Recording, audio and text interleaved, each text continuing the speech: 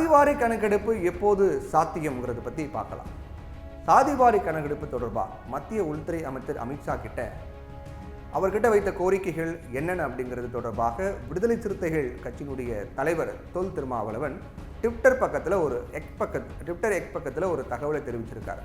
அதில் இந்தியாவில் சாதிவாரி கணக்கெடுப்பு நடத்தப்பட வேண்டும் அப்படின்னு உள்துறை அமைச்சர் அமித்ஷா கிட்ட கீழ்காணும் கோரிக்கைகளை முன்வைத்தேன் அப்படின்னு அவர் பட்டியலிடுறார்.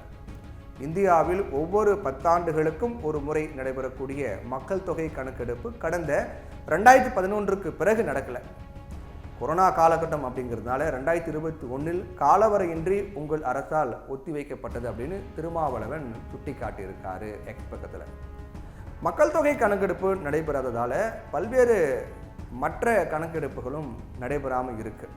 குறிப்பாக பொருள் மற்றும் சேவைக்கான நுகர்வோர் கணக்கெடுப்பு, தேசிய குடும்ப சுகாதார கணக்கெடுப்பு, இந்த மாதிரி பல முக்கியமான கணக்கெடுப்புகள் நடைபெறாமல் இருக்கிறது அப்படிங்கிறதையும் திருமாவளவன் குறிப்பிட்டிருக்கார். இதுக்கு அடிப்படை காரணம் மக்கள் தொகை கணக்கெடுப்பை மத்திய பாஜக அரசு நடத்தலை, அதனால பல கணக்கெடுப்புகள் நடத்த முடியாமல் கிடப்பில் கிடக்குது அப்படின்னு சொல்லியிருக்காரு. இதனால உணவு பாதுகாப்பு சட்டம், மகாத்மா காந்தி தேசிய ஊரக வேலைவாய்ப்பு திட்டம் உள்ளிட்ட நிறைய திட்டங்கள் 2011 கணக்கெடுப்பின்படியே நடந்துகிட்டு இருக்கு.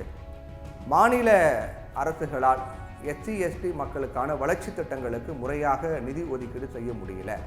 சாதிவாரி கணக்கெடுப்பு நடத்தப்படாததால் மாநில அரசுகளால் இயற்றப்படக்கூடிய சட்டங்களும் நடைமுறைப்படுத்த முடியாமல் இருக்கு.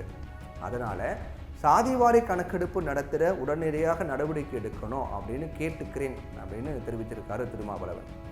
இந்நிலையில் சாதிவாரி மக்கள் தொகை கணக்கெடுப்பு நடத்தணும் அப்படின்னு மத்திய அரசை வலியுறுத்தி தமிழ்நாடு சட்டசபையில் முதலமைச்சர் MK ஸ்டாலின் தனி தீர்மானம் தாக்கல் பண்ணியிருக்காரு. சாதிவாரி மக்கள் தொகை கணக்கெடுப்பு நடத்தினால்தான் வன்னியர் உள் இடஒதுக்கீடு உள்ளிட்டவற்றை சட்டப்பூர்வமாக செயல்படுத்த முடியும் அப்படின்னு தமிழ்நாடு முதலமைச்சர் MK ஸ்டாலின் ஏற்கனவே தெரிவிச்சிட்டு வரார். தமிழ்நாடு சட்டசபையில் 10.5 விழுக்காடு வன்னியர் உள் இடஒதுக்கீடு தொடர்பாக பாமகவினுடைய GK மணி கேள்வி எழுப்ப விவாதம் நடந்துச்சு. இந்த விவாதத்தின் போது பேசிய முதலமைச்சர் MK ஸ்டாலின், இப்போ நீங்க அதாவது பாமக எந்த கூட்டணியில இருக்கீங்க அப்படின்னு உங்களுக்கே நல்லா தெரியும். அதனால அந்த கூட்டணி கட்சியோட பேசி நாடு முழுக்க சாதிவாரி கணக்கெடுப்பு நடத்தி அதற்கு பிறகுதான் இதை அமல்படுத்த முடியும் அப்படின்னு முதலமைச்சர் பதிலடி நச்சுன்னு கொடுத்திருக்காரு. அதோடு தொடர்ந்து ஏற்கனவே பீகார் மாநிலத்தில் இந்த மாதிரி கணக்கெடுப்பு நடத்தப்பட்டு அது நீதிமன்றத்தால் ரத்து செய்யப்பட்டிருக்கிறது. அதை இந்த நேரத்தில் உறுப்பினர் அவர்களுக்கு நினைவுபடுத்த விரும்புகின்றேன். அந்த மாதிரி எடுத்தங்கவுத்தோன்னு நம்ம கணக்கெடுப்பு பண்ண முடியாது, பீகார் அந்த மாதிரி தான் பண்ணு, அது நீதிமன்றத்தால் முடக்கப்பட்டிருக்கு அப்படின்னு சொல்லியிருக்காரு. ஆனால் சாதிவாரி கணக்கெடுப்புக்கு தடை விதிக்கப்படலை, இடஒதுக்கீடு அளவு வரம்பு மீறப்பட்டிருப்பதற்கு தான் தடை விதிக்கப்பட்டிருக்கு அப்படின்னு பாமக தலைவர் அன்புமணி ராமதாஸ் சொல்லியிருக்காரு.